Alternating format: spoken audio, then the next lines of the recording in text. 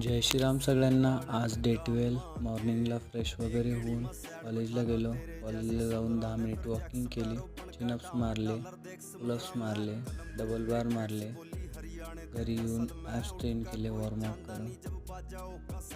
नंतर फ्रेश होऊन पाणी पिलं, डाएट घेतली, ज्यूस पिला, जेवण केलं. दुपारी क्लासला गेलो. घरी येऊन पाणी पिलं, केळी खाऊन वॉर्मअप केला.